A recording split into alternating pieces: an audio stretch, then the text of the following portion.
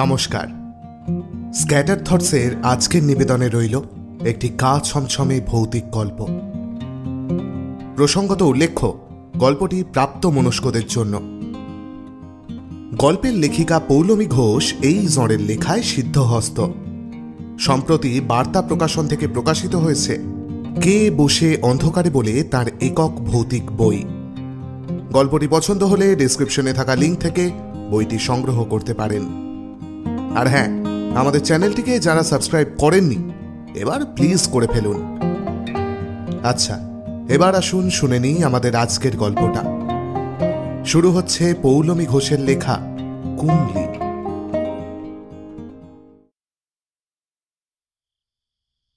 মদটা আজ একটু বেশি খেয়ে ফেলেছে শিবম।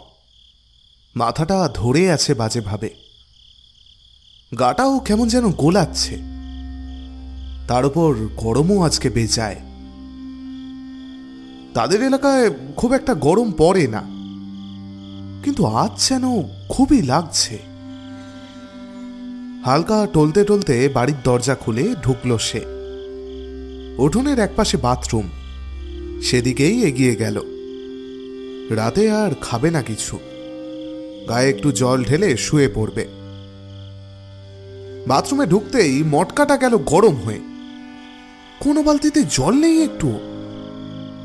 চেঁচিয়ে বউকে ডাকলো, রূপা, রূপা, জল নেই কেন?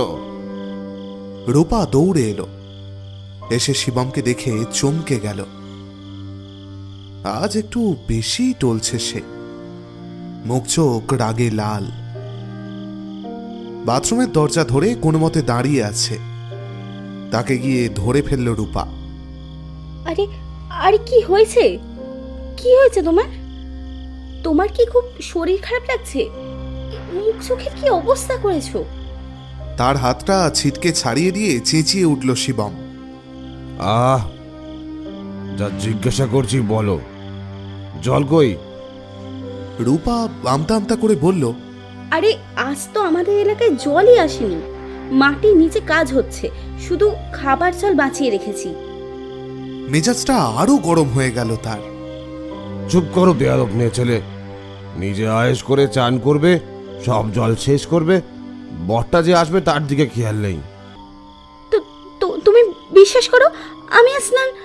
কথা শেষ করতে দিল না শিবম। হিতাহিত জ্ঞানশূন্য হয়ে ঠাস করে একটা চড় কষিয়ে দিল রূপার গালে। হঠাৎ ধাক্কা সহ্য করতে না পেরে পড়ে গেল রূপা।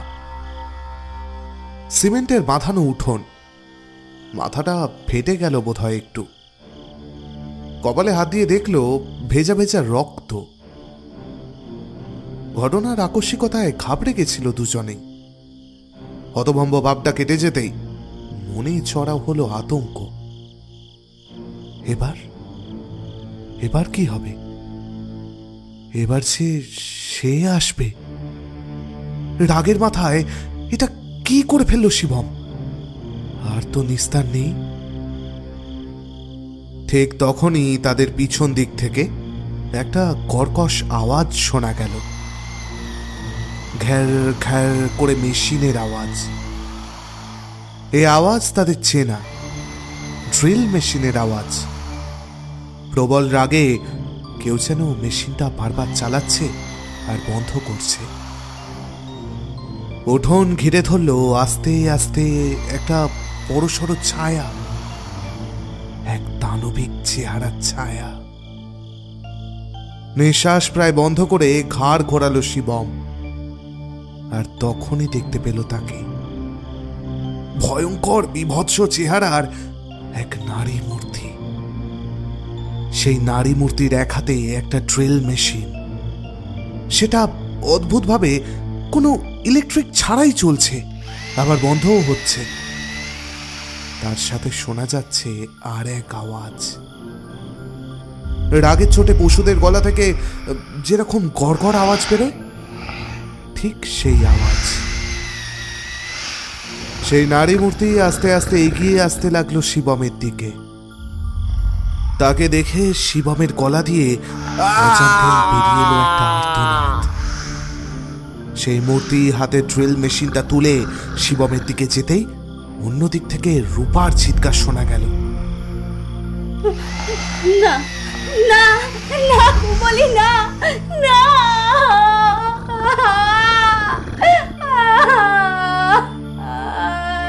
না।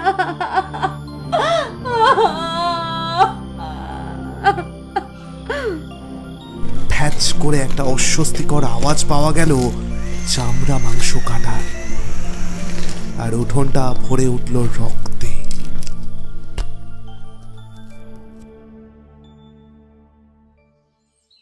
একটা বুলেরো গাড়ি এসে থামলো বাগান বাড়িটার সামনে। আটজন হৈ হৈ করে নেমে এলো গাড়িটা থেকে, সঙ্গে একটা বাচ্চা। 4 দম্পতি ওরা। একই অফিসে চাকরি করে জয়ন্ত, দেবী, গৌতম আর সৌমেন। তারা এসেছে, আর এসেছে তাদের হাজব্যান্ড ওয়াইফ। বাচ্চাটা নেমেই দৌড়ে গেল খোলামেলা জায়গা পেয়ে। সৌমেন গাড়িটার সামনে দাঁড়িয়ে ড্রাইভারের সাথে কথা বলছিল। ড্রাইভার কিছুতেই থাকবে না তার গাড়ি নিয়ে।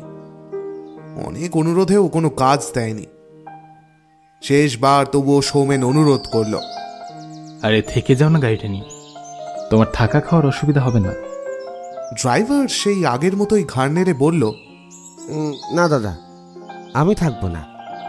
আপনাদের ফেরার দিন আমি আবার ঠিক সময় চলে আসব, চিন্তা করবেন না, কিন্তু থাকতে বলবেন না। অগত্যা সৌমেন তার আজকের টাকা আর ফেরার দিনের কিছুটা অ্যাডভান্স দিয়ে দিল। তাদের এই ট্রিপে টাকা পয়সার দায়িত্ব তাকেই দেওয়া হয়েছে। ড্রাইভার গাড়ি স্টার্ট করে দিয়েছিল। তারপর আবার কি মনে হতে গাড়ি স্টার্ট বন্ধ করে নেমে এসে ডাকলো সৌমেনকে। দাদা শুনুন। হ্যাঁ বলুন। বলছি যে 3টে দিন তো থাকবেন, ঘুরতে এসেছেন, আশা করছি কোনো প্রবলেম হবে না। কিন্তু কিন্তু কি? না মানে স্বামী স্ত্রী আপনারা সবাই কোনো ঝগড়া ঝামেলা নিজেদের মধ্যে, মানে কোনো অশান্তি যাতে না হয়, একটু খেয়াল রাখবেন। সৌমেন অবাক হয়ে গেল, কিছুটা বিরক্ত। তারা নিজেদের মধ্যে ঝামেলা করবে না অশান্তি করবে সেটা একজন ড্রাইভার বলে দেবে? একটু রূঢ় গলাতেই সে বলল, মানে কি বলতে চাইছেন? না না কিছু না, মানে শান্তিপ্রিয় জায়গা তো, এখানের মানুষের যাতে অসুবিধা না হয় তাই আর কি। চলি। গাড়িটা চলে যাওয়ার পথের দিকে হাঁ করে তাকিয়েছিল সৌমেন। এরকম অদ্ভুত কথা বলল কেন লোকটা? এই জায়গাটাই কেমন অদ্ভুত। শিলিগুড়ির সেবক রোড থেকে সেবক জঙ্গলের দিকে যে রাস্তা গেছে, সেই রাস্তা দিয়ে আরো অনেকটা ভিতরে ঢুকলে এই গ্রাম। পুরোপুরি সেবক জঙ্গলের ভেতর না ঢুকলেও কিছুটা জঙ্গলের পথ পেরিয়েই এই গ্রামটা। জঙ্গলটা যেন পুরোপুরি পৃথিবীর থেকে আলাদা করে রেখেছে এই ছোট্ট জনবসতিটাকে। জঙ্গল পেরিয়ে গ্রামের ভেতর দিয়ে আস্তে আস্তেও দেখেছে রাস্তায় তেমন লোকজন নেই। যে কজন ছিল তারা অবাক চোখে দেখেছে গাড়িটাকে। অস্বাভাবিক নয় যদিও, এরকম একটা প্রত্যন্ত গ্রামে এত বড় গাড়ি, শহুরে মানুষজন। এই গ্রাম তো আর কোনো টুরিস্ট স্পট নয় যে বাইরে থেকে লোক আসবে। এই অদ্ভুত জায়গায় দেবীর বাবা একটা বাড়ি বা কেন বানিয়েছিল কে জানে। তারা জানতোই না যে এরকমও একটা জায়গা আছে কোথাও যেখানে ইলেকট্রিসিটি অর্ধেক সময় থাকেই না। 3 দিনের একটা ছোট ছুটি পেয়ে যখন সবাই কোথাও একটা ঘুরতে যাওয়ার প্ল্যান করছিল, তখন দেবী বলেছিল এই জায়গাটার কথা। বলেছিল শহর থেকে বেরিয়ে এরকম একটা অজানা জায়গায় থাকলে বেশ একটা অ্যাডভেঞ্চার হবে, আর তার জন্যই এখানে আসা সবার। কিন্তু সৌমেনের যেন ভালো লাগছে না জায়গাটা। মনে হচ্ছে ছুটিটা নষ্ট হলো। এর থেকে অন্য কোথাও যদি। শোনো না, একটু দেখো না ছেলেটা কোথায় গেল। নির্মলার গলা শুনে ঘোর কাটল সৌমেনের।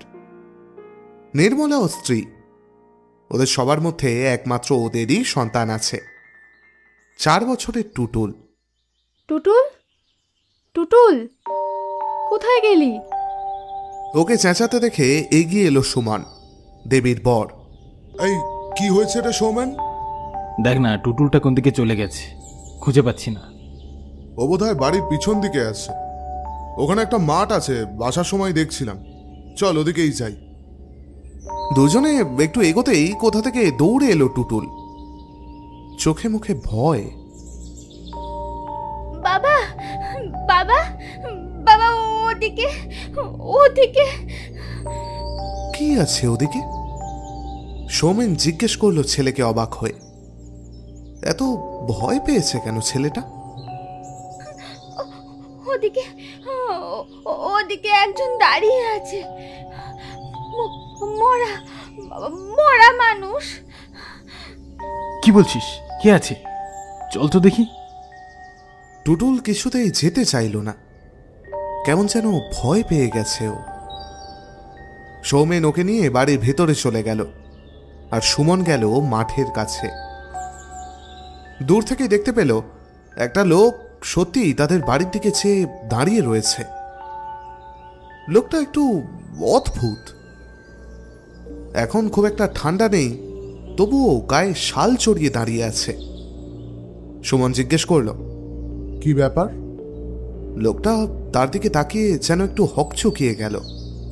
তারপর আমতা আমতা করে বলল, না না, আসলেই বাড়িতে কোনো মানুষকে দেখিনি কোনোদিন, তাই আর কি। ও, আপনি বোধহয় এই গ্রামেই থাকেন? মানে হ্যাঁ, এই কাছেই। ও আচ্ছা আচ্ছা, ভালোই হলো, কোনো দরকারে আপনাকে ডাকতে পারবো। সুমন লোকটার নাম আর কোথায় থাকে জেনে নিয়ে চলে এলো। কথা বলার সময়ও দেখেছে লোকটার মুখ আর গলার কিছু অংশে অনেকটা ক্ষতের দাগ। এই জন্যই হয়তো টুটুল ভয় পেয়েছিল লোকটাকে দেখে। সকাল থেকে ঠান্ডা লাগছিল না, তবে আলো পড়ে যেতেই একটু একটু যেন ঠান্ডা লাগছে সবারই।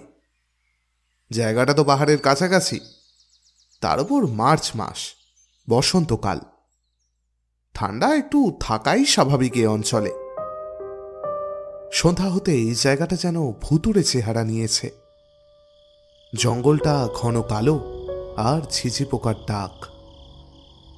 গ্রামটা এতই নিস্তব্ধ যেন কোনো মানুষ নেই। এমনিতেই এই গ্রামে লোক কম।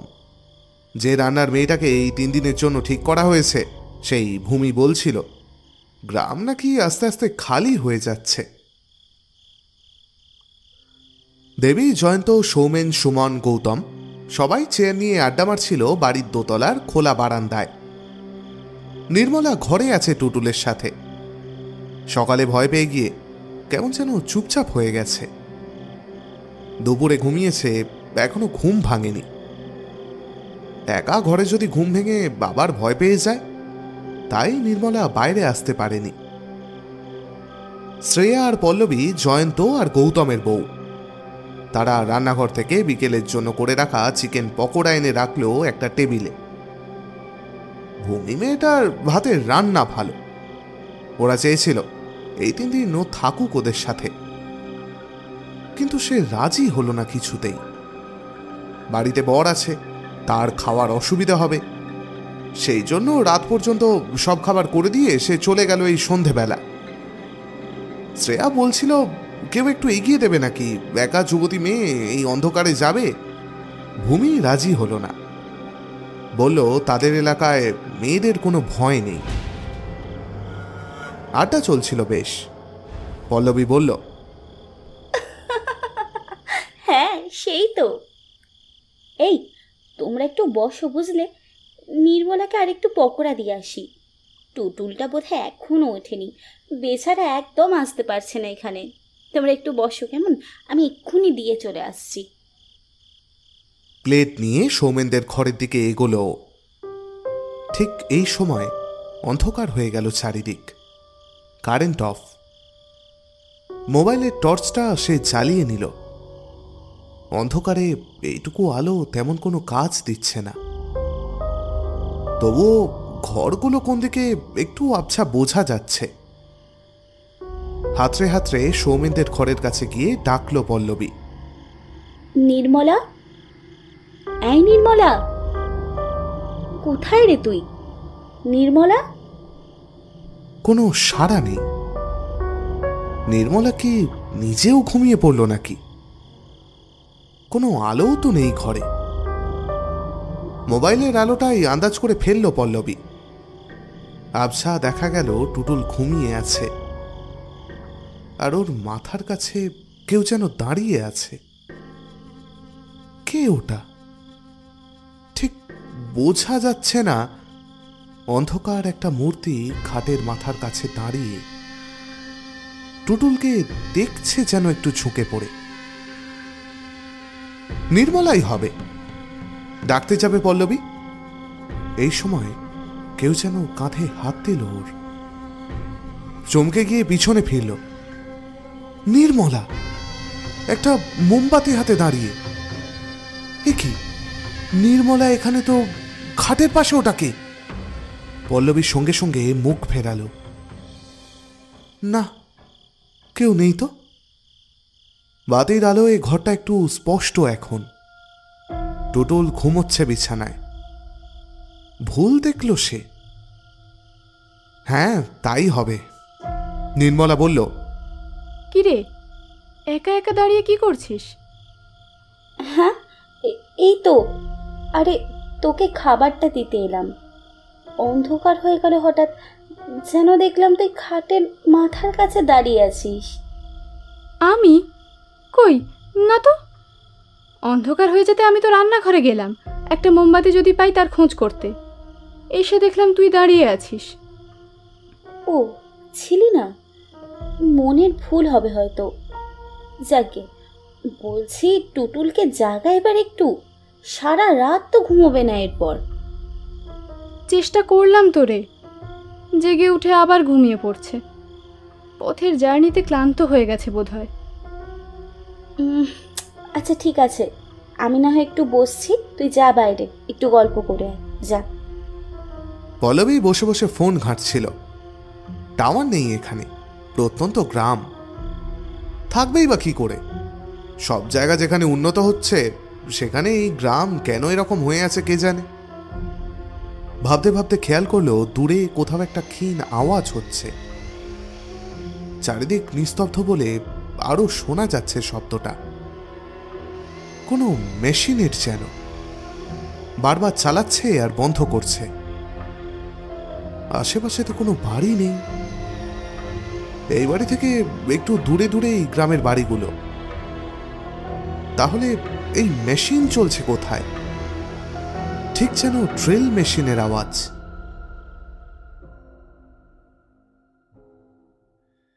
একটা ছোট্ট ঝুপড়ি বাড়ি, আগুন জ্বলছে তাতে। বাবা, কি ভয়াবহ আগুন! বাড়িটায় কেউ নেই তো? থাকলে তো আর বাঁচবে না। ঠিক এই সময়ে কান ফাটিয়ে একটা বাজ পড়ল। মেঘ ঘনিয়ে এসে রাতের আকাশ রক্তবর্ণ হয়ে আছে। সেই আকাশ আর আগুন যেন মিলেমিশে রাঙিয়ে দিচ্ছে চারপাশ। ঝোড়ো হাওয়া মাতাল করে তুলছে আগুনের লেলিহান শিখাকে। তা এমন ভাবে উপরের দিকে উঠে যাচ্ছে যেন পৈশাচিক কোনো শক্তির জন্ম হচ্ছে। একটু পরেই দিগন্ত ঝাপসা করে বৃষ্টি নামল। বৃষ্টির দমকে আস্তে আস্তে নিভে গেল সে আগুন। পোড়া কালো হয়ে যাওয়া ঝুপড়িটা ভেঙে পড়তে লাগলো বৃষ্টির তোড়ে। আর সেই ভাঙা ঝুপড়ি থেকে হঠাৎ বেরিয়ে এলো একটা হাত, সরু কালো হাত, পুড়ে যাওয়া। তারপর আরো একটা হাত, আর তারপর ঠিক কিরকিটির ভঙ্গিতে বুকে হেঁটে বেরিয়ে এলো একটা মানুষের মতো কিছু।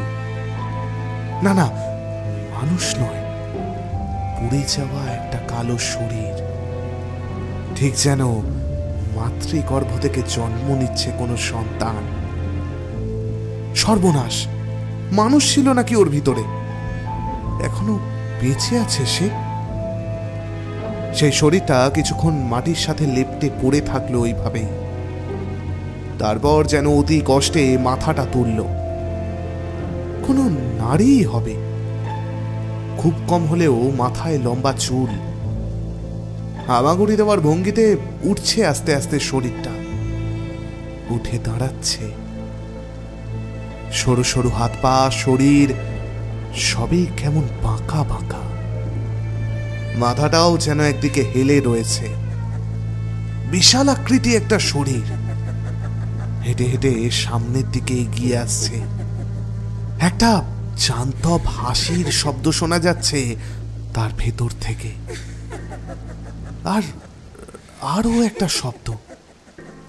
কি শব্দ?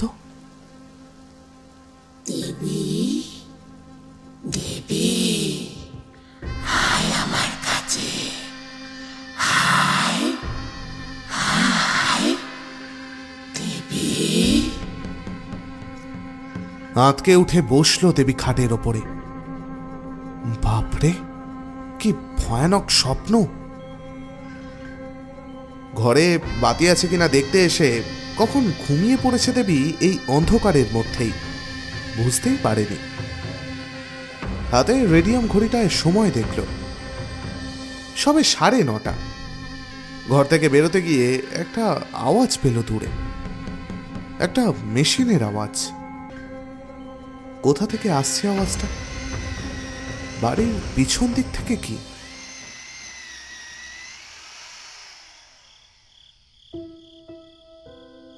রাত হয়েছে বেশ। এই এলাকায় 9:30 মানে বেশ রাত। গোটা গ্রাম বোধহয় ঘুমিয়ে পড়েছে, জেগে আছে শুধু এই বাড়িটা। ভেতর থেকে হই হল্লার আওয়াজ পাওয়া যাচ্ছে হালকা। সবে বোতল খোলা হয়েছে, দামি স্কচ। অন্ধকারে মোমবাতি জ্বালিয়ে আড্ডা চলছে। টোটলকে শুধু একবার ঘুম থেকে তুলে খাইয়ে দেওয়া হয়েছে, আবার ঘুমিয়ে পড়েছেও। ওর ঘরে জয়ন্ত টানা ছোট্ট এমার্জেন্সি লাইটটা দিয়ে নিজেরা মোমবাতি জ্বালিয়ে বসেছে সবাই। সেই যে ইলেকট্রিসিটি গেছে আর আসার নামই নেই। আজ রাতে আসবে বলেও মনে হচ্ছে না। জয়ন্ত বাইরে এসেছে একটু। ওর এই এক নেশা, ওয়েট। কোথাও ঘুরতে এলে সে বানিয়েই আনে, এবারেও এনেছে। কিন্তু শ্রেয়া জানতে পারলে ভীষণ রাগ করবে। তাই একটু আসি বলে বাড়ির বাইরে চলে এসে এই খোলা মাঠটা এসেছে। আগুন ধরিয়ে একটা টান দিল জয়ন্ত। ধোঁয়ার আবেশ মাথার স্নায়ুতে স্নায়ুতে ছড়িয়ে যাচ্ছে। চোখ বুজে এলো তার। এই আরাম থেকে তাকে বঞ্চিত করে শ্রেয়া। হঠাৎ করেই মাথায় যেন রাগ উঠে গেল। ব্লাডি বিচ, তুই কি বুঝবি এই আবেশের? বারণ করে করে খালি বন্ধ করার চেষ্টা। শরীর খারাপ হবে, ভালো হয় বাড়া। আরেকদিন বারণ কর, সেদিন দেয়ালে ধরে এমন মাথাটা ঠুকে দেবো। অশিক্ষিত মেয়ে ছেলে। নিজের মধ্যেই গজরাচ্ছিল জয়ন্ত। হঠাৎ পেছন থেকে শোনা গেল একটা আওয়াজ। কোনো পশু যেন রাগে গড়গড় করছে। সর্বনাশ, মাঠের ওপারেই তো জঙ্গল। সেখান থেকে কোনো বুনো পশু চলে এলো নাকি? জয়ন্ত ফিরে তাকালো পিছন দিকে। কিন্তু এ কি? কে দেখছে সে? ভয়ে তার বুকের ভেতরটা হিম হয়ে গেল। তার পিছনেই দাঁড়িয়ে আছে এক নারী মূর্তি, এক বিশাল আকার নারী মূর্তি। ভয়ঙ্কর বিভৎস তার চেহারা। ছায়ার মতো কালো শরীর, লম্বা লম্বা হাত পা, একটা শাড়ির মতো কিছু জড়িয়ে আছে শরীরে।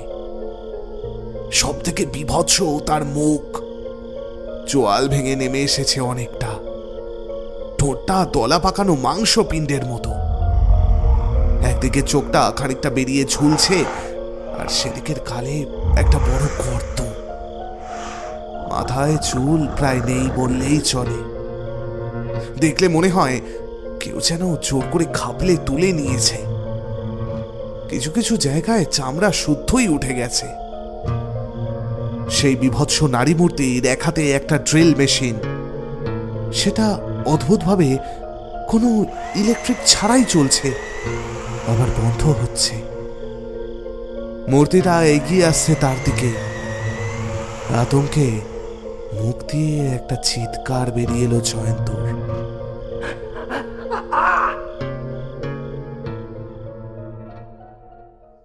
সবাই আজ গ্রামটা একটু ঘুরে দেখবে ঠিক করেছে। ব্রেকফাস্ট করেই বেরিয়ে যাবে। শুধু জয়ন্ত আর শ্রেয়া যাবে না। কাল রাতের ঘটনার পর জয়ন্তর শরীর খারাপ। ওকে একা রেখে শ্রেয়া যেতে চাইল না। বাকিরাও বলেছিল যে বেরোবে না কোথাও, শ্রেয়াই ঠেলে পাঠালো। ওদের জন্য বাকিরা কেন কষ্ট করবে?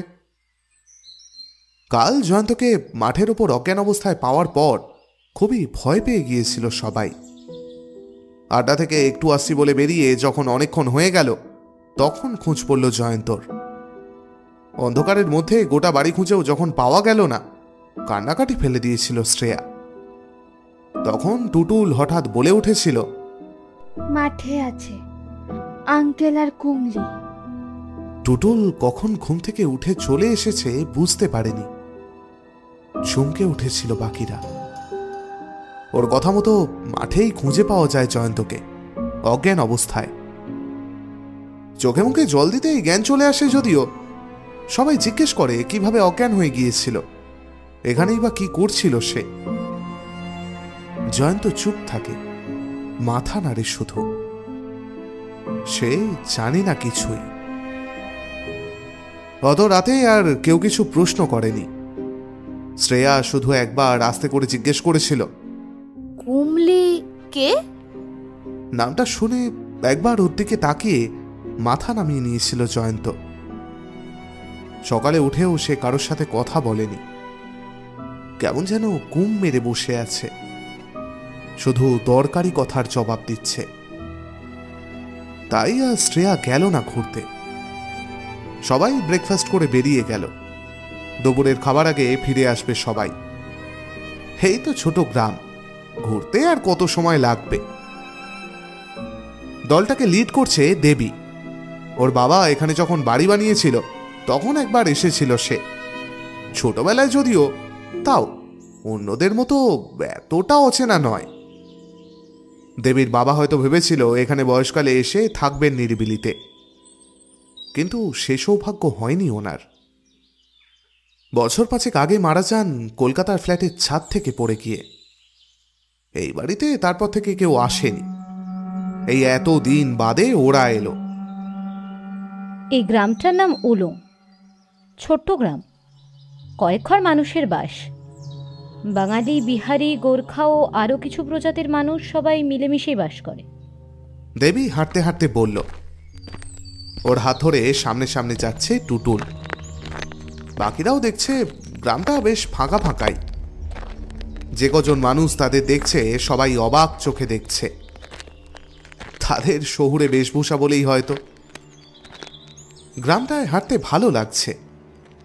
এক পাশ দিয়ে জঙ্গল আর এক পাশ দিয়ে গ্রামের রাস্তা। দূরের পাহাড় আবছাভাবে দেখা যায়। রাস্তার মাঝে একটা চায়ের দোকান দেখে ঢুকলো সবাই। বয়স্ক একজন দোকান সামলায়। হাত দেখিয়ে সামনের বেঞ্চটায় বসতে বললেন। চা নিয়ে আসতেই গৌতম জিজ্ঞাসা করল, আচ্ছা, এই জঙ্গলে জন্তু জানোয়ার আছে নাকি? না বাবু, এই জঙ্গল নিরীহ। আমরা অনেকেই তো যাই কাঠ নিতে। শহরের কাছেই তো গ্রাম, জঙ্গল পেরোলেই শহর। তাহলে এরকম প্রত্যন্ত অবস্থায় আছেন কেন আপনারা? কে গ্রামের উন্নতি করবে? লোকই তো থাকে না। যে কজন আছে তারা চলে যাচ্ছে ভয়। কিন্তু তারা বুঝতে পারছে না এই গ্রাম ছেড়ে চলে গেলেও নিস্তার নেই। পাপ না ছাড়লে সেও ছাড়বে না। ভয়? কিসের ভয়? কে ছাড়বে না? নির্মলা জিজ্ঞাসা করল। লোকটার কথা শুনছিল সবাই হাঁ করে। লোকটা হাত কপালে ঠেকিয়ে বলল, আছে আছে, সে আসে। পাপ হলেই আসে, কারও নিস্তার নেই। ঠিক এই সময় করাত করে একটা বাজ পড়ল সবার কান ফাটিয়ে। আঁতকে উঠল সবাই। কখন যে আকাশে কালো মেঘ ঘনিয়ে এসেছে বুঝতেই পারেনি ওরা। চায়ের দোকানের লোকটা ওপর দিকে তাকিয়ে থমথমে গলায় বলল, সেদিনও নাকি এরকম মেঘ করেছিল, তুমুল বৃষ্টি হয়েছিল অসময়। এই দুপুরবেলাতেও যেন অন্ধকার নামছে। মেঘ চলে এসেছে ঠিক জঙ্গলের মাথায়। ফিরতে হবে তাদের। চায়ের দোকানে টাকা মিটিয়ে দিয়ে ফেরার পথ ধরল তারা। হঠাৎ সৌমেন বলে উঠল, টুটুল কই? কোথায় গেল? টুটুল, টুটুল কোথায় তুই? টুটুল। সত্যি তো, টুটুল তো নেই তাদের মাঝে। কোথায় গেল বাচ্চাটা এই দুর্যোগে? কোথায় খোঁজা হবে এখন তাকে? ভয়ে হাত পা সিঁটিয়ে গেল সবার। ভয়ানক শব্দে আবারও বাজ পড়ল সামনেই কোথাও। শ্রেয়া বসেছিল দোতলার বারান্দায় একা। গতকালের কথাই ভাবছিল সে। ঘুরতে এসে হঠাৎ কি যে হলো। জয়ন্তর কি হয়েছিল যে অজ্ঞান হয়ে গেল? আর টুটুল কার কথা বলছিল ওটা? কুমলি, সে কে? বাচ্চা ছেলে তো, নিশ্চয় সে দেখেছে জয়ন্তর সাথে কাউকে, কিন্তু তার নাম জানল কি করে? জয়ন্ত তো বরাবরই কিছু বলে না ওকে। বলে সে নাকি অশিক্ষিত, জয়ন্তর মতো অত পড়াশোনা নেই ও, বাইরের জগতে নাকি ওকে নিয়ে বেরোনো যায় না, কোনো কথা বলা যায় না, ইত্যাদি। কষ্ট পায় শ্রেয়া। জয়ন্তর জন্যই স্কুলের পর আর কলেজে ভর্তি হতে পারেনি ও। প্রেম করত ওরা দুজন। জয়ন্ত তখন সবে চাকরিতে ঢুকেছে, আর ওর উচ্চ মাধ্যমিক। রেজাল্ট বেরোনোর কয়েকদিন আগেই জানা গেল ও প্রেগনেন্ট। বাড়ির সাথে ঝামেলা অশান্তি করেই তাদের বিয়েটা হলো। কলেজে জয়ন্তই ভর্তি হতে দেয়নি, বলেছিল বাড়ির বউকে আর পড়াশোনা করতে হবে না, তার উপর আবার গর্ভবতী। কিন্তু তার কপাল এমনই খারাপ, সেই বাচ্চাটাও বাঁচল না। 6.5 মাস অবস্থায় একদিন পড়ে গেল ঘরের মধ্যে কিভাবে, মিসক্যারেজ হলো। নিজেরও বাঁচার সম্ভাবনা ছিল না, তবুও বেঁচে গেল কোনোভাবে। তারপরে ও পড়তে চেয়েছিল। জয়ন্ত রেগে গেছিল। পেটের বাচ্চাটাকে খেয়ে হয়নি, আবার বাইরে বেরিয়ে পড়াশোনা করার শখ? হ্যাঁ, ও ওই জন্যই বোধহয় বাচ্চাটাকে মেরে ফেলা হলো।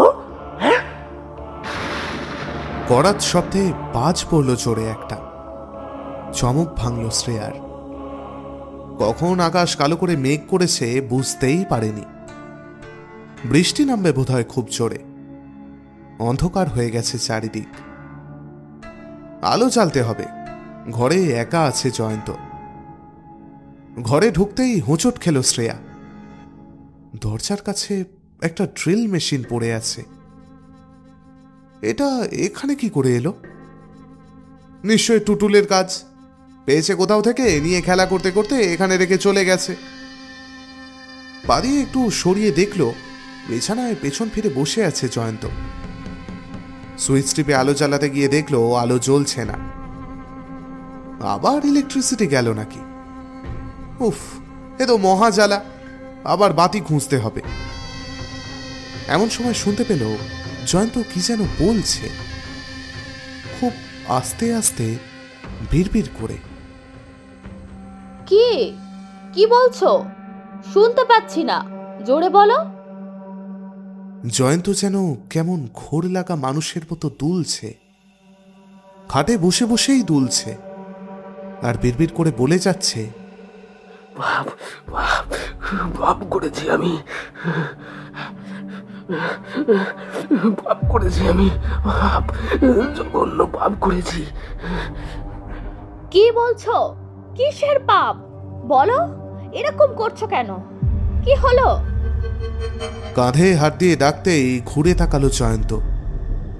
আর ভয়ে শ্রেয়া দুপা পিছিয়ে গেল আঁতকে উঠে। জয়ন্তর মুখটায় যেন রক্ত জমে গিয়ে বেগুনি হয়ে গেছে। চোখ দুটোর একটাতেও মনি নেই, শুধু সাদা চোখের অংশ। আর ঘাড়টা একদিকে হেলে গেছে। সেইভাবেই সে বলে চলেছে। ঠিক তারপরেই ঘাট থেকে নিচে নেমে এলো, বুকে হেঁটে, যেন একটা সরীসৃপ নেমে এলো গড়িয়ে আর চেপে ধরল শ্রেয়ার পা। সে ভয়ে চেঁচিয়ে উঠল। কি করছো জয়ন্ত? ছাড়ো, ছাড়ো বলছি। কি হয়েছে তোমার? জয়ন্ত সেইভাবেই শ্রেয়ার পা চেপে ধরে বলতে লাগলো,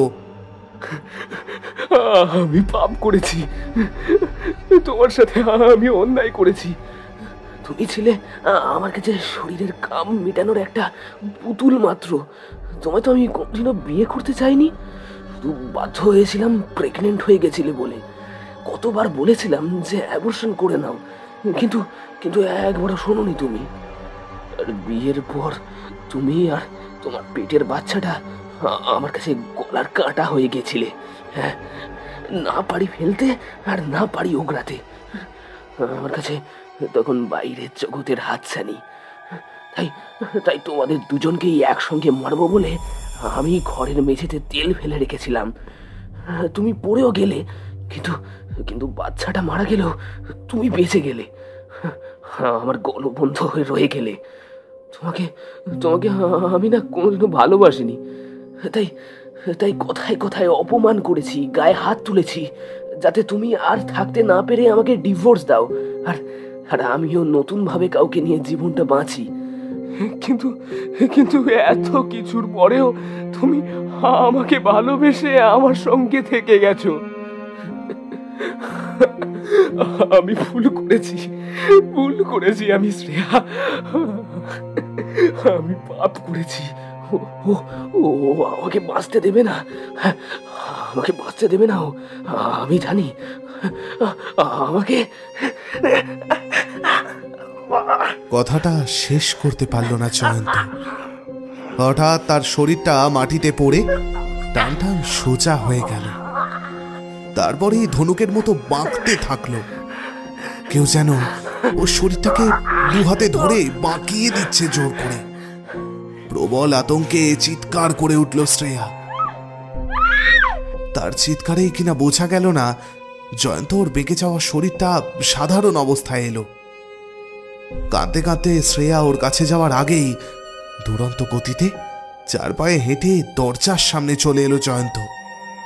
তারপর কাঁদতে কাঁদতে পড়ে থাকা ড্রিল মেশিনটা হাতে তুলে নিয়ে বলল, আমি জানি আমার পাপের কোনো ক্ষমা হয় না, কিন্তু কিন্তু তবুও পারলে আমাকে তুমি ক্ষমা করে দিও শ্রেয়া। বলেই সেটা চালিয়ে দিল নিজের গলার কাছে। কোনো ইলেকট্রিক কানেকশন ছাড়াই সেটা খ্যার খ্যার আওয়াজ করে চলতে শুরু করলো। আর গরম রক্ত মাংস ছিটকে পড়ল শ্রেয়ার চোখে মুখে।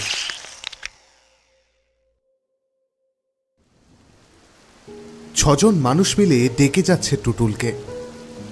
তুমুল বৃষ্টি নেমেছে চারিদিক ঝাপসা করে, আর ঘন ঘন মেঘ ডাকছে। এই দুর্যোগে বাইরে থাকাই অসম্ভব, কিন্তু কিছু করার নেই। কোথাও খুঁজে পাওয়া যাচ্ছে না টুটুলকে। সুমন হঠাৎ দাঁড়িয়ে পড়ে বলল, আরে এভাবে হবে না, আমরা সবাই একসাথে খুঁজছি ওকে, এতে কোনো লাভ নেই। পল্লবী আর গৌতম, তোরা বরং বাড়ি চলে যা। দেখ ওখানে টুটুল গেছে কিনা, বা কেউ ওকে রাস্তা দিয়ে বাড়ি যেতে দেখেছে কিনা। যদি থাকে তো আমাদের একটা ফোন করে দেওয়ার চেষ্টা করিস। যদিও যা অবস্থা এলাকাটার, ফোনে পাওয়া যাবে নাকি সন্দেহ আছে। আমরা বরং আরেকটু খুঁজি, যদি না পাই তাহলে ঘন্টাখানেক বাদে আমরাও বাড়ি যাব, তখন চিন্তা করা যাবে কি করা হবে। কথাটা মনে ধরল সবার। সেই মতো পল্লবী আর গৌতম চলে গেল বাড়ির পথে। ওরা আরো খুঁজতে লাগলো। নির্মলা পাগলের মতো করছিল, ওকে ধরে রাখা যাচ্ছিল না। একেই এই দুর্যোগ, রাস্তাঘাটে কেউ নেই যে কাউকে জিজ্ঞেস করবে। তার মধ্যে নির্মলা এমন করছে যে ওকে নিয়েও চিন্তায় পড়ে যাচ্ছিল বাকিরা। থাকতে না পেরে হঠাৎ চেঁচিয়ে উঠে ওর হাতটা শক্ত করে চেপে ধরল সৌমেন। চুপ করো, একদম চুপ করো। তোমার ছেলে তোমারই মতো, কারো কথা বুঝবে না, প্রলোভনের হাত ছানিয়ে এড়াতে পারে না। নিশ্চয়ই কেউ কোনো কিছু লোভ দেখিয়েছে আর তার সাথে চলে গেছে। শহুরে বড় লোকের ছেলে ভেবে কিডন্যাপ করতে কতক্ষণ? না তুমি আমার জীবনে আসতে, না ছেলে। লাগছে লাগছে, ছাড়ো। চেঁচিয়ে উঠল নির্মলা। সৌমেন বুঝতে পারেনি নির্মলা লাগবে। সে সঙ্গে সঙ্গে ছেড়ে দিয়ে ওর দিকে একটু তাকিয়ে ছুটে গেল জঙ্গলের মধ্যে। নির্মলা মুখে হাত চাপা দিয়ে হাউ হাউ করে কাঁদতে আরম্ভ করল। ঘটনার আকস্মিকতায় সুমন আর দেবী কেউ কোনো কথা বলতে পারেনি। চমক কাটতে সুমন গেল সৌমেন যেদিকে গেছে, আর দেবী এসে মাথায় হাত রাখল নির্মলার। কাঁদিস না, কষ্ট পাস না। সৌমেন দোষ করেছে। নিজের ছেলে বউকে কেউ এরকমভাবে বলে? অফিসেও মাঝে মাঝে মন মেজাজ বিগড়ে বসে থাকতো। কিছু জিজ্ঞাসা করলে বলতো তোর সাথে আর থাকতে পারছে না। তখন বুঝিনি তোর উপর এরকম অত্যাচার হয়। ছি, ওর দোষের শাস্তিও পাবে, দেখিস।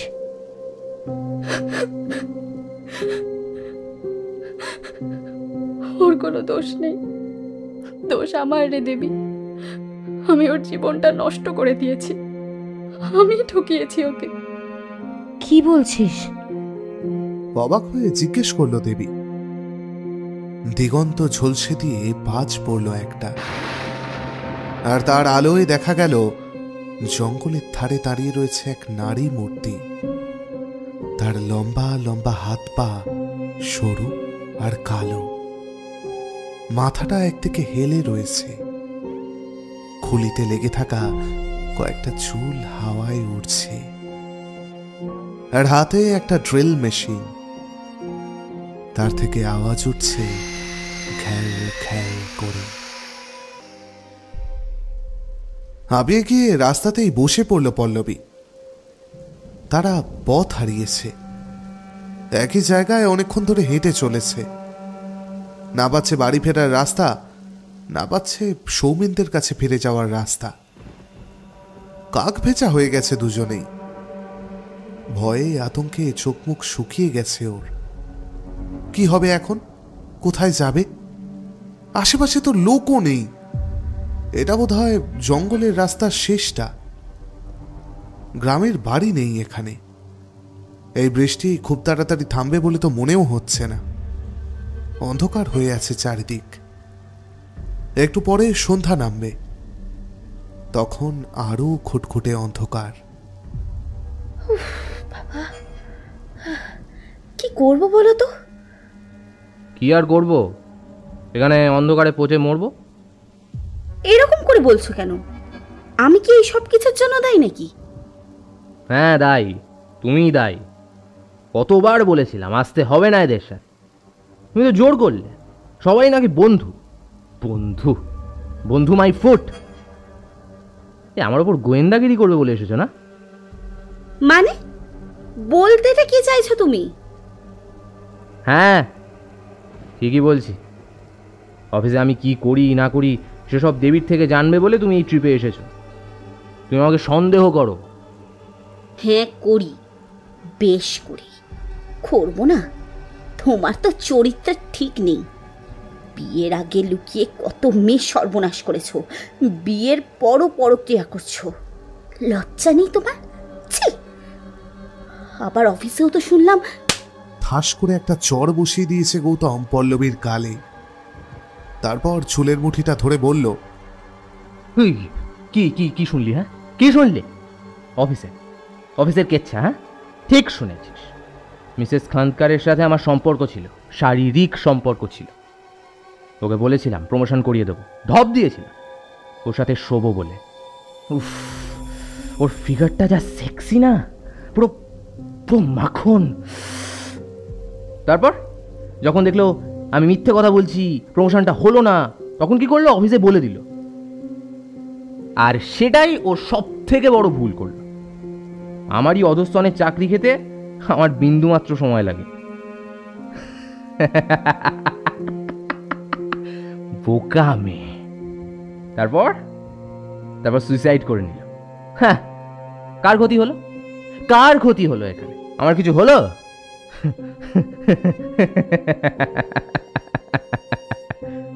পৈশাচিক একটা হাসি ফুটে উঠল গৌতমের মুখে। এত জোরে চুল চেপে ধরেছিল যে পল্লবী আর কিছুই বলতে পারছিল না। চোখ দিয়ে জল পড়ছিল শুধু। গৌতম আরো শক্ত করে চেপে ধরল। শান্তি, শান্তি, এগুলোই তো শুনতে চেয়েছিলিস না? এগুলোই তো জানতে চেয়েছিলিস। খানকি, কি করবি? কি করবি এবার? ছেড়ে চলে যাবি তো? যা যা যা যা, চলে যা। ভাত ছড়ালে কাকের অভাব হয় না, মেয়েরা সুরসুর করে চলে আসবে আবার। ঠিক এই তোরা মাগিগুলো সব কটা এক। সত্যি না, ছেলেদের ছাড়া তো চলে না। সেই তো আসতেই হয় আমাদের কাছে। সেই তো। কথাটা শেষ করতে পারল না গৌতম। তার আগেই তার মুঠোটা আলকা হয়ে এলো। প্রবল আতঙ্কে তার চোখ দুটো যেন বেরিয়ে আসবে। এটা কি দেখছে সে? পল্লবী আস্তে আস্তে কেমন যেন বদলে যাচ্ছে।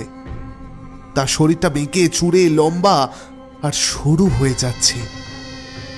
কালো এক অদ্ভুত জীবে পরিণত হচ্ছে সে। ঘাটটা একদিকে হেলে আছে, আর মুখ দিয়ে একটা ঘরে আওয়াজ বেরোচ্ছে। এই মুখ তো পল্লবীর নয়। চোয়াল ঝুলে পড়েছে মুখ থেকে অনেকটা নিচে। কে? ওর হাতে ড্রিল মেশিন এলো কখন? সেটা আবার ইলেকট্রিক ছাড়াই চলছে। অদ্ভুত দর্শন নারী মূর্তিটা এগিয়ে আসছে তার দিকে। আতঙ্কে নড়াছড়া করার শক্তি হারিয়েছে গৌতম। তার পা দুটো কেউ যেন গেঁথে দিয়েছে মাটির সঙ্গে। ভয়ে চেঁচিয়ে উঠল সে। পল্লবী, এই পল্লবী, পল্লবী, কি হলো তোমার পল্লবী? একটা জ্যান্ত ভাসি হেসে সর্দি লাগা ঘরের স্বরে বলল সেই নারী মূর্তি।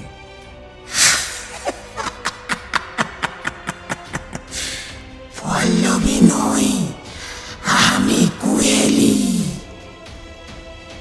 গৌতমের কপালে ঠিক মাঝখানটা দিয়ে ড্রিল মেশিনটা ঢুকে গেল। মেশিনের কর্কশ আওয়াজ আর তার সাথে খুলি ফাটার আওয়াজের সাথে সাথে রক্ত মাংস ছিটকে এলো পল্লবী আর কুমলির গায়ে। কি বলছিস? তোর দোষ? কিসের দোষ? দেবী উত্তেজিত গলায় জিজ্ঞেস করল নির্মলাকে। নির্মলা চোখ দুটো কেঁদে কেঁদে লাল। কথা বলতেও ফোঁপাচ্ছে। বলল, টুটুল সৌমেনের ছেলে নয়। মানে? তাহলে ওকে? বিয়ের পর আমি একটা কল সেন্টারে জব নিই। একা একা বাড়ি বসে ভালো লাগছিল না। হাত খরচে উঠে যাবে সেই সব ভেবেই নি। সেখানে ঘনিষ্ঠতা হয় একজনের সাথে, আর তার সাথেই প্রেগনেন্ট হয়ে যাওয়ার পর সৌমেনকে জানাই সব। ও আমার কোনো কিছুর অভাব রাখেনি, নিজের থেকেও বেশি ভালোবাসে আমাকে। আমিও যে ওকে ভালোবাসিনি তা কিন্তু নয়, তবুও আমি ওকে ঠকাই, সব জেনে শুনি, শুধু নিজের শারীরিক বাসনা মেটানোর জন্য। এই জীবনে নিজের কথা ছাড়া কারোর কথা ভাবিনি আমি, কারোর কথা না। ভীষণ স্বার্থপর মেয়ে আমি, ভীষণ। আর এই স্বার্থপর মেয়েটাকে সব কিছুর পরেও সৌমেন ভালোবেসে গেছে। কাউকে কিচ্ছু জানতে দেয়নি কোনোদিন, কাউকে জানতে দেয়নি যে টুটুলোর ছেলে নয়। আমি ভুল করেছি দেবী, সব দোষ আমার। সৌমেনের মতো ভালো ছেলে, ভালো বর এবং ভালো বাবা কেউ হয় না, কেউ না। বলতে বলতে আবার কেঁদে ওঠে নির্মলা। দেবী হতবাক হয়ে শুনছিল এতক্ষণ, কিছু বলার অবস্থায় ছিল না। সবটা শোনার পর মাথায় হাত দিয়ে রাস্তায় বসে পড়ে। কি হলো তোর? কি হলো দেবী? ছুটে আসে নির্মলা। দেবীর সারা শরীর কাঁপছে। ভুল, বড় ভুল করে ফেলেছি আমি। কিসের ভুল? কি করেছিস তুই? তুই এরকম কেন করছিস দেবী? আমি জানতাম না এত কিছু। আমি ভুল করে সৌমেনের বড় বিপদ। নির্মলা, সৌমেনের বিপদ? সে কি? সময় নেই আমাদের, সৌমেনের কাছে যেতে হবে। ওই জঙ্গলটায় ঢুকে গেল না ও, তাড়াতাড়ি চল, আমি সব বলবো। এখন সময় নেই, দেরি হলেই ও চলে আসবে। আর তারপরেই। কি বলছিস? আমি কিছু কে কে আসবে? দেবী চোখ তুলে তাকালো তার দিকে। সেই চোখে আতঙ্কের ছাপ স্পষ্ট। ভয়ের তো গলায় সে বলে উঠল, সে আসবেই, সে যে কুমলি। এই ঝেমরে, কোথায় গেলি? কাজের সময় পাওয়া যায় না তো। ভীষণ বিরক্ত স্বরে হাঁকডাক করতে করতে ঝুবড়ির দাওয়াটায় গিয়ে বসল দেবেশ। ওফ, আজ বড্ড খাটুনি গেছে। রোজ রোজ জঙ্গল পেরিয়ে অন্য গ্রাম বা শহরে যাওয়া আর তার শরীর দিচ্ছে না। কিন্তু কি করবে, এই অঞ্চলে তার মতো ভালো ছুতোর আর নেই। তাছাড়া আর একটা জিনিস কারোর কাছে নেই, তার কেনা এই ড্রিল মেশিন। বাজারে আর বড় বড় শহরে এই জিনিস বহুদিন চলে এলেও তাদের এই ছোট শহরাঞ্চল কিংবা গ্রামগুলোতে জিনিসটা কারোর কাছে পাওয়ার আশা দুরস্ত। বছরখানেক আগে যখন কলকাতা গিয়েছিল সে, তখন দেখেছিল জিনিসটা বেশ কাজের। চেনি হাতুড়ি দিয়ে পিটিয়ে পিটিয়ে জায়গা মতো গর্ত করতে, ডিজাইন বানাতে বেশ বেগ পেতে হয়। আর এই জিনিসে কত সহজেই সেই কাজ করে দিচ্ছে। তখন বেশ দাম দিয়েই কিনে এনেছিল সেটা। তবে একটা মুশকিল ছিল, বিদ্যুতের। মাঝে মাঝেই কারেন্ট চলে যায়, তখন আর সেটা কাজ করে না। তবুও এই জিনিসটা সত্যিই খুব কাজের। কি হলো? এতক্ষণ আগে ডাকলাম, এখনো তো এলো না। গেল কোথায়? 3 দিন সাহস বাড়ছে মাগির, তার কথাটা রেয়াত করে না। শিক্ষা দিতে হবে ভালো করে। মনে মনে ভাবল দেবেশ। উঠতে যাবে, এমন সময় হাঁপাতে হাঁপাতে বাইরে থেকে এলো দেবেশের বউ কুমলি। তার হাতে 2টো ডাব। তাকে বাইরে দেখে খিঁচিয়ে উঠল দেবেশ। এই, কোথায় গেছিলিস বর্ধপুরে? এই তো তোমার জন্য ডাব আনলুম। তা আমি একটু তা হোকে, আমাদের গ্রামে তো আর পাওয়া যায়নি। তোমার শরীরটা খারাপ কদিন, এটা খেলে আরাম হবে। মা, কি গল্প দিচ্ছিস আমাকে? গল্প? কোন নাগরের সাথে সোহাগ করতে গেছিলিস বল? সেই দিয়েছে নিশ্চয়ই, নয়তো পয়সা পেলে কি করে? ও মা, ছি ছি ছি ছি, কি বলছো? আমি তো তোমারই জন্যই। কথা শেষ করতে পারল না সে। তার আগেই ভাতরা পিছন থেকে মুচড়ে ধরল দেবেশ প্রচন্ড রাগে। তারপর ডাব 2টো কেড়ে নিল। লাগছে লাগছে লাগছে। আর্তনাদ করে উঠল কুমলি। লাগছে? লাগুক, মিথ্যাবাদী! ধাক্কা মেরে তাকে উঠোনে ফেলে দিয়ে ঘরের মধ্যে চলে গেল দেবেশ। কুমলি আর ডাব 2টো উঠোনে পড়ে থাকলো ধুলোয়। দেবেশ ভালো মিস্ত্রি, কিন্তু ভালো হাতের কাজ জানা লোক হলে কি হবে? মানুষ হিসেবে সে অত্যাচারী পুরুষ। সমাজে বজায় থাকা পুরুষতান্ত্রিকতা তার রক্তে রক্তে। সে বোঝে মেয়ে মানুষ শুধু বাচ্চা বিয়োবে, তাদের আবার সকাল্লাত কি? তার আবার মানুষ নাকি? পান থেকে চুন খসলেই তাই বউয়ের ওপর অত্যাচার করতে তার বাঁধে না। মেয়ে মানুষ মুখ ফুটে কিছু ইচ্ছে প্রকাশ করলেই, নিজে থেকে কোনো সিদ্ধান্ত নিলেই তার মাথায় রাগ উঠে যায়। মেয়ে জাত পুরুষের আজ্ঞা পালন করবে, সিদ্ধান্ত নেবার মতামত দেওয়া সে কে? অবশ্য শুধু দেবেশকে দোষ দিয়ে লাভ নেই। চরম পুরুষতান্ত্রিক সমাজের দৃশ্যটা ঠিক এরকমই। দেবেশ মেয়ে একদম পছন্দ করে না, চেয়েছিল ছেলে হোক, কিন্তু বউ প্রথম সন্তান মেয়ে বিয়োনোর পর মাথায় রাগ উঠে গেছিল তার। ওই দুধের শিশুকে গলা টিপে মেরে দিতে চেয়েছিল সে। দাইমা আর বাকি মহিলারা কোনো মতে আটকায়, তাই কুমলি নিজের কাছে নিজের মেয়েকে রাখেনি। 2 গ্রাম পরে তার বাপের বাড়িতে দিয়ে এসেছে।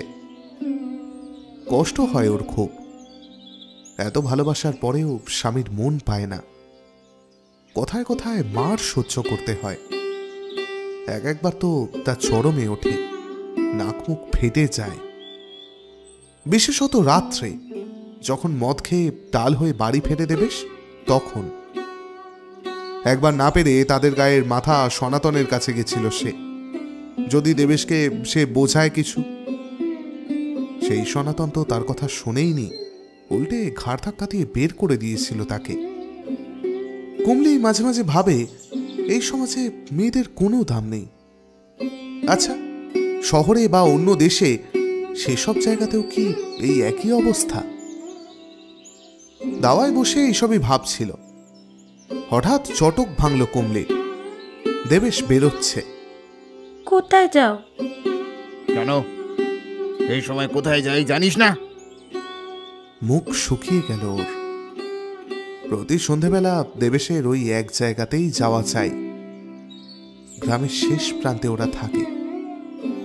খারাপ পাড়া বলে গ্রামে ওই জায়গাটাকে, কিন্তু ওই জায়গায় এই গ্রামের পুরুষদের বেশ ঘন ঘনই যাতায়াত। দেবেশেরও শুনেছে ওর নাকি বাঁধা একটা মেয়ে আছে পছন্দের, তার নাম বিন্তি। ওখানেই আজ আবার।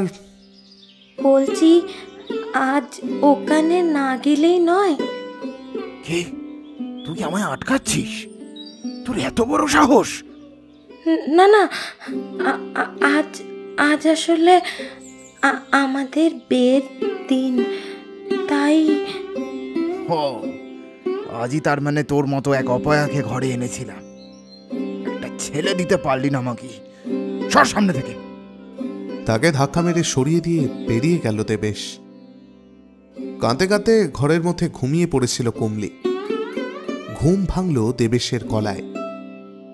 মাতাল হয়ে বেসুরো গান গাইতে গাইতে ঘরে ঢুকছে সে। তাড়াতাড়ি তাকে ধরে বসিয়ে দিল খাটের ওপরে। দেবেশ লাল চোখে তার দিকে তাকিয়ে থাকলো কিছুক্ষণ, তারপর জড়িয়ে ধরল। বিন্তি, বিন্তি রে। ছিটকে গেল কুমলি। আমাকে আমাকে তুমি একজন ছি ছি ছি ছি ছি, নিজের স্ত্রীকে তুমি ওই মেয়ে মানুষের নামে ছি ছি ছি। কথাটা শেষ করতে পারল না, সজোরে ওর গলাটা টিপে ধরল দেবেশ। কেন রে মাগি, কি হয়েছে তাতে? তুই কি ওর মতো সুখ দিতে পারিস আমায়? ওর গায়ে রোম, মন, শরীর সবকিছু। তুই তো একটাও বাচ্চাও। গা রেডি করছে কুমলির। হালকা ধাক্কা মারল, তাতেই দেবেশ একটু দূরে সরে গেল। টলছে সে, আবার এসে কুমলিকে ধরল। তোর কিচ্ছু নেই, না আছে শরীর, না আছে রূপ। কি করতে যে ঘরে তুলেছিলাম। জানিস জানিস বিন্তির গালে কেমন টোল পড়ে? গভীর। তুমি তুমি ওর সাথে আমার তুলনা করছো? চোখ দিয়ে জল বেরিয়ে এলো ওর। কেন করবো না? কেন? তুই ওর মতো হবি? হ্যাঁ হবি? হায় হায়, তোর গালে টোল করে দিয়ে আয়। ঘেন্নায় রাগে কুঁকড়ে গেছিল কুমলি। তারপর বিস্ফারিত চোখে দেখল দেবেশকে। এ কি করতে চাইছে ও? হাতে করে ওটা কেন নিয়ে আসছে? কিছু বোঝার আগেই সজোরে এক হাত দিয়ে পাকড়ে ধরল দেবেশ কুমলিকে। ছটফট করছিল, কিছুতেই ছাড়াতে পারছিল না। দেবেশের হাতে ড্রিল মেশিন, সেটা চলছে। কর্কশ একটা আওয়াজ হচ্ছে, ঘ্যার ঘ্যার করে। চিৎকার বেরিয়ে এলো ওর গলা দিয়ে। ছাড়ো। ছাড়বো কেন? ছাড়বো কেন? হায় হায়, টোলটা করে দি। হায়, গভীর একটা টোল। ফ্যাচ করে আওয়াজ করে কুমলির কানে ঢুকে গেল মেশিনের সামনে ধারালো জায়গাটা। রক্ত মাংস ছিটকে পড়ল। সেদিকে চোখের মনিটাও বেরিয়ে এলো বাইরে। আর তারপরেই হাড়ের আওয়াজ হয়ে চোয়ালটা ফেটে গেল তার। মেশিনটা বন্ধ হয়ে গেল। মাটিতে রক্তাক্ত কুমলি আর মেশিনটা ফেলে দিল দেবেশ। হাসছে সে। হাসছে।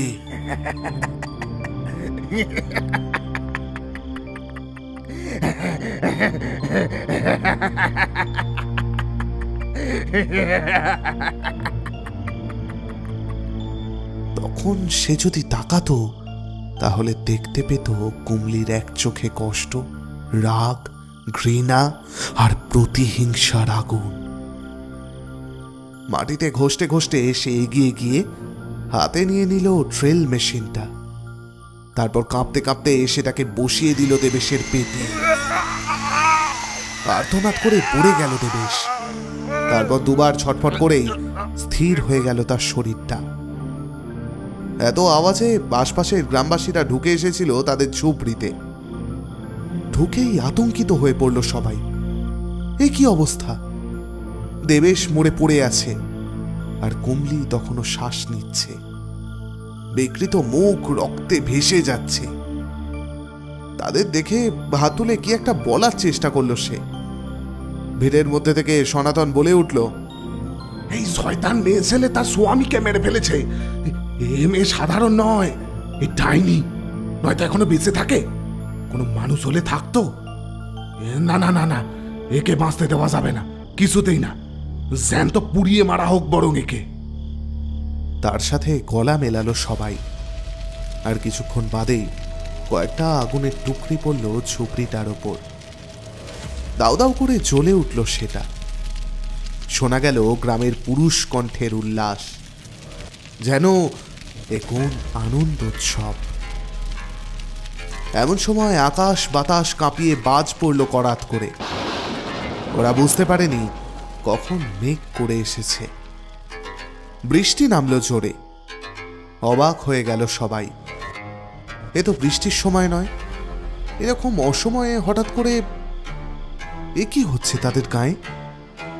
আর ঠিক তখনই আগুনে পুড়তে থাকা ঝুপড়িটার ভেতর থেকে একটা আওয়াজ বেরিয়ে এলো, যেন এক হিংস্র জন্তু প্রচন্ড রাগে গজরাচ্ছে। আর তার সাথে ঘ্যাট ঘ্যাট করে মেশিনের শব্দ। এসব কিসের আওয়াজ? তাও ওই ঝুপড়িটার ভেতর থেকে। চমকে গেল সবাই। আর তারপরেই সবার চোখের সামনে ঘটে চলল এক অবিশ্বাস্য দৃশ্য। ওই পুড়ে কালো হয়ে যাওয়া ঝুপড়িটা ভেঙে পড়তে লাগলো বৃষ্টির তোড়ে। আর সেই ভাঙা ঝুপড়ি থেকে হঠাৎ করে বেরিয়ে এলো একটা হাত, সরু কালো হাত, পুড়ে যাওয়া। তারপর আরো একটা হাত। আর তারপর ঠিক গিরগিটির ভঙ্গিতে বুকে হেঁটে বেরিয়ে এলো একটা মানুষের মতোই কিছু। মানুষ নয়, উড়ে যাওয়া কালো শরীর। সেই শরীরটা কিছুক্ষণ মাটির সাথে লেপ্টে পড়ে থাকলো ওইভাবেই। তারপর যেন অতি কষ্টে মাথা তুলল এক নারী মূর্তি। হামাগুড়ি দেওয়ার ভঙ্গিতে উঠছে আস্তে আস্তে শরীরটা, উঠে দাঁড়াচ্ছে। সরু সরু হাত পা, শরীর সবই যেন কেমন বাঁকা। মাথাটাও যেন একদিকে হেলে রয়েছে। বিশাল আকৃতি হচ্ছে শরীরটা। হেঁটে হেঁটে সামনের দিকে এগিয়ে আসছে। একটা শাড়ির মতো কিছু জড়িয়ে আছে শরীরে। আর সব থেকে বিভৎস তার মুখ। চোয়ালটা ভেঙে নেমে এসেছে অনেকটা। ঠোঁটটা তলা পাকানো মাংস পিণ্ডের মতো। একদিকে চোখটা খানিকটা বেরিয়ে ঝুলছে, আর সেদিকে গালের জায়গায় একটা বড় গর্ত। একটা জান্তব হাসির শব্দ শোনা যাচ্ছে তার ভেতর থেকে। এই অদ্ভুত ভয়ানক দৃশ্য দেখে আর্তনাদ করে উঠল সবাই। কিন্তু কেউ পালাতে পারছে না। সবার পা যেন আটকে গেছে মাটির সাথে।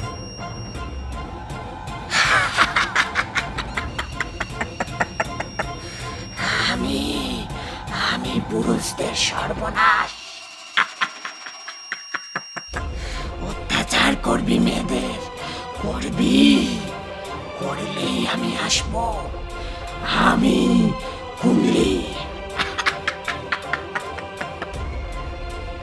আস্তে আস্তে হাওয়ায় মিলিয়ে গেল মূর্তিটা সবার চোখের সামনে। গল্পটা বলে একটু থামল দেবী, তারপর আবার বলতে শুরু করলো। এই স্বপ্নটা আমি ছোটবেলায় প্রায় দেখতাম। কেন দেখতাম জানি না। পরে জানলাম আমি এই কুমলি পরিবারের একজন। আমার মায়ের মা, মানে সম্পর্কে আমার দিদা এই কুমলি। ওর আসল নাম কমলি, লোকমুখে কুমলি হয়ে গেছে। নামের সাথে সাথে বোধহয় তার ভাগ্য গঠন হয়ে উঠেছিল। কমলি নামের অর্থ স্পিরিট গাইড বা রক্ষাকারী। এই গ্রামে যখনই কোনো মেয়েদের উপর অত্যাচার হয়, অনাচার হয়, সে আসে বিধ্বংসী মূর্তি হয়ে পুরুষতন্ত্রের বাঁধ ভেঙে দিতে। গ্রামের কোনো মানুষ যদি বাইরে গিয়েও এরকম পাপ করে, তবে সেখানেও যায় কুমলি। ঠিক পাপের গন্ধ পায় সে। একটু থেমে মাথা নিচু করে দেবী বলল, যেমন এ ছিল আমার বাবা। কি কাকু? কিন্তু সে তো ছাদ থেকে পড়ে। ওটাই বলা হয়েছিল পুলিশকে, কিন্তু না, আমার মা নিজের অতীত সম্বন্ধে কাউকে জানায়নি। অন্য গ্রামে মানুষ হয়েছে দাদু দিদার কাছে, কলকাতায় এসেছে। তারপর অনেককাল বাদে বাবাকে ইচ্ছা প্রকাশ করে এই গ্রামে একটা বাড়ি বানানোর, নিরিবিলি জায়গা এসব বলে। আসলে মা আসতে চাইছিল নিজের জন্মভূমিতে। বাড়িটা বানানো হয়ে যায়। তারপর একদিন ইমোশনাল হয়ে বাবাকে বলে দেয় সব কথা। তখন থেকেই বাবার রূপ পাল্টাতে থাকে।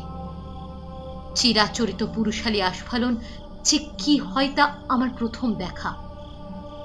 ডাইনি, শয়তানি আর কিছু মাকে বলতে বাকি রাখেনি বাবা। বাড়ির সাথে আমাদের সাথে দূরত্ব সৃষ্টি করেছিল নিজে। তারপর একদিন কোথা থেকে এসে মাকে মারধর করে বেঁধে রাখলো। বলল নাকি এক সাধু বাবা আসবে পরের দিন। মা ডাইনির সন্তান, তার ভেতরেও নাকি পিশাচ থাকবে, তাকে তাড়াতে হবে। আর সেই দিনই প্রথম আমি দেখলাম কুমলিকে। কলকাতার ফ্ল্যাটে? হ্যাঁ, ভয়াবহ সেই নারী মূর্তি। ছাদ থেকে আছড়ে ফেলেছিল বাবার শরীরটা রাতের অন্ধকারে। প্রথমে ভেবেছিলাম বাবা তো কুমলির নিজের পরিবার, তাহলে একেবারে মেরে ফেললো কেন? পরে বুঝেছিলাম কুমলির কোনো পরিবার নেই, কোনো রক্তের সম্পর্কের মায়া নেই। কুমলি শুধু অত্যাচারী পুরুষের বিনাশ করে। সে সমস্ত মহিলাদের রক্ষাকারী পিশাচ। বলতে বলতে কেঁদে ফেলল দেবী। আর সেখানেই আমি সবচেয়ে বড় ভুল করেছি। ভুল? কি ভুল? গৌতম, জয়ন্ত দুজনকেই দেখতাম নিজেদের ওয়াইফদের মানুষ বলেই জ্ঞান করে না, ঠকায়। ওদের মতো না হলেও সৌমেনও মাঝে মাঝে তোকে নিয়ে খুশি থাকতে পারে না। খারাপ লাগতো খুব। মনে হতো এই মানুষগুলোর শাস্তির দরকার। আর তাই তোদের সবাইকে এখানে আসার প্ল্যান দিই। আমি জানতাম এখানে এলেই পাপী মানুষগুলোর সন্ধান পাবে কুমলি, আর সে আসবে। মানে সৌমেন ওকেও? কাঁপতে কাঁপতে মাটিতে বসে পড়ল নির্মলা। পাপ করছে নির্মলা, বড় পাপ। এই অসময়ে বৃষ্টি তারই লক্ষণ। কুমলির পিশাচ রূপে জন্মানোর সময় এরকম বৃষ্টি হয়েছিল অত বছর আগে। সৌমেনকে খুঁজতে হবে আমাদের তাড়াতাড়ি। দেবী নির্মলার হাত ধরে ছুটতে শুরু করলো জঙ্গলের পথে। সৌমেন হুট করে জঙ্গলটায় ঢুকে এসেছিল ঠিকই, কিন্তু এখন আর বেরোনোর পথ চিনতে পারছে না। এই বৃষ্টিতে দূরের জিনিস দেখা যাচ্ছে না কিচ্ছু। একটু এদিক ওদিক দৌড়ে দাঁড়িয়ে পড়ল সে। কান্না পাচ্ছে ভীষণ। টুটুলটা কোথায় গেল চিন্তা হচ্ছে। আবার নির্মলাকেও সে এত কিছুর পরেও কোনোদিন নির্মলার সাথে খারাপ ব্যবহার করেনি সে। আজকেই তখনই দেখতে পেল একটু দূরে কে যেন দাঁড়িয়ে আছে। কে ওটা? সামনে এগোতে দেখতে পেল একটা মেয়ে, পরনের শাড়ি। একটা একা মেয়ে এখানে কি করছে? মেয়েটা ঘুরে তাকালো তার দিকে। খুব দুঃখী মুখ তার, আর চোখ দুটোয় মায়া ভরা। মেয়েটা তাকে জিজ্ঞাসা করলো, টুটুল তোমার ছেলে? হ্যাঁ, আমার ছেলে। আপনি দেখেছেন তাকে? কোথায় সে? মেয়েটা মৃদু হেসে তার দিকে এগিয়ে এলো, তারপর আলতো হাত রাখলো তার গালে। স্থানুর মতো দাঁড়িয়ে থাকলো সৌমেন। সে খেয়াল করলো না মেয়েটার আর একটা হাতে ধরা আছে একটা ড্রিল মেশিন। সৌমেন যে ছুটে গেল সেই জঙ্গলে, সুমন আর খুঁজেও পাচ্ছে না তাকে। সৌমেন সৌমেন করে চেঁচিয়ে চেঁচিয়ে গলা ফাটিয়ে ফেলেছে। একে এই বৃষ্টি, তার উপর জঙ্গল। হঠাৎ কেমন একটা শব্দ পেয়ে ঘুরে তাকালো সে। কোনো জন্তু জানোয়ার ডাকছে নাকি? ভয় ভয়ে একটু এগিয়ে গেল দেখতে। আরে ওটা তো সৌমেন, পিছন ফিরে বসা। সৌমেন বলে দৌড়ে গেল সুমন। একটু অদ্ভুত ভঙ্গিতে মাথা নিচু করে বসে আছে সৌমেন। ওর ভেতর থেকে কেমন যেন গো গো করে শব্দ বেরোচ্ছে, পাশবিক একটা আওয়াজ। ওর কাঁধে হাত দিয়ে ডাকতেই মুখ ফেরালো সে, আর ওকে দেখেই আঁতকে উঠল সুমন। সৌমেনের চোখ দুটো টকটকে লাল, সেই চোখ থেকে কান্না ঝরে পড়ছে। মুখটা ফ্যাকাশে রক্তহীন যেন। মাথাটা একদিকে হেলে গেছে, আর হাতে হাতে ওটা কি? একটা ড্রিল মেশিন। সেটা চলছে মাঝে মাঝে, কর্কশ একটা আওয়াজ করে সেটা চলছে। কি মিষ্টি খরগোশটা, ধবধবে সাদা। তাকে ধরবে বলে টুটুল এগিয়ে গেল। সঙ্গে সঙ্গে সেটা পালিয়ে গেল রাস্তার উল্টো দিকে। একটু এদিক ওদিক চাইল। বাবা মায়েরা সব গল্পে ব্যস্ত, তাকে কেউ দেখছে না। সেও চলে এলো রাস্তার উল্টো দিকে। কিন্তু কই সেটা? ওই তো দেখা যাচ্ছে একটা ঝোপের আড়ালে। দৌড়লো টুটুল খরগোশটার পিছনে। মাঝে মাঝে দেখা যায়, মাঝে মাঝে হারিয়ে যায়। হঠাৎ দৌড়তে দৌড়তে জামায় টান পড়ল ওর, আর তখনই দেখতে পেল ওর পায়ের সামনেই একটা গভীর খাদ। আর এক পা গেলেই খাদে পড়ে যেত সে, আর খুঁজে পাওয়া যেত না তাকে। কিন্তু পেছন থেকে কেউ তাকে ধরে বাঁচিয়ে দিয়েছে। কে সেটা? বাবা। পেছন ফিরে তাকালো, আর ফিরেই আঁতকে উঠল। এ কি? এটা তো... ভয়ে অজ্ঞান হয়ে গেল টুটুল। সৌমেন, কি হয়েছে তোর? তুই তুই তুই এরকম করছিস কেন? সুমন ওকে ধরে ঝাঁকাতে থাকে। কি রে, বল কিছু। এই মেশিনটা তোর হাতে কি করে? ওটা ওটা ইলেকট্রিক ছাড়া চলছে কি করে? সৌমেন আর কোনো কথা বলে না, সেই একই রকম ভাবে বসে থাকে। হঠাৎ দূর থেকে কাদের ছুটে আসার শব্দ পাওয়া গেল। দেবী আর নির্মলা। এই ড্রিল মেশিনের শব্দ পেয়ে চলে এসেছে ওরা। নির্মলা দৌড়ে সেই ঝাঁপিয়ে পড়ল সৌমেনের ওপর। না না না, তোমার তোমার কিচ্ছু হবে না, তোমার কিচ্ছু হবে না। সৌমেন, সৌমেন, কথা বলো, কথা বলো আমার সাথে। আমি তোমার কিচ্ছু হতে দেবো না, কিচ্ছু হতে দেবো না। কুমলি, কুমলি কিচ্ছু করতে পারবে না, তোমার কিচ্ছু করতে পারবে না। সব জেনে গেছি আমি, সব কিছু। খারাপ নয়, ও খারাপ নয়। কুমলি পাপের গন্ধ পায়। ও জানে, জানে কারা পাপ করছে, কারা পাপী। ও ভালো, ও ভালো, কুমলি ভালো। নির্মলা হতবাক হয়ে যায়। কি বলছে ও? কি বলছে সব উল্টোপাল্টা। ঠিক তখনই ওদের পেছন দিকে তাকিয়ে আঁতকে ওঠে দেবী আর সুমন। তাদের ঠিক পিছনে আস্তে আস্তে একটা ধোঁয়ার সৃষ্টি হচ্ছে, কালো সে ধোঁয়া।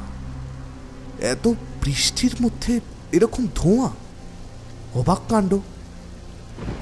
সেই ধোঁয়াটা আস্তে আস্তে বড় হয়ে ছেয়ে ফেলছে গোটা জঙ্গল, যেন জঙ্গল জুড়ে আধার হয়ে রাত নামছে। আর তার ভেতর থেকে উঠে আসছে কান্নার স্বর। খুব করুণ সে কান্না, খুব কষ্ট পেয়ে যেন কেউ কাঁদছে। পরিবেশ ভারী হয়ে যাচ্ছে সে কান্নায়। চারজন মানুষ সব ভুলে গিয়ে দাঁড়িয়ে আছে, সে কান্নায় মন আর্দ্র হচ্ছে তাদের।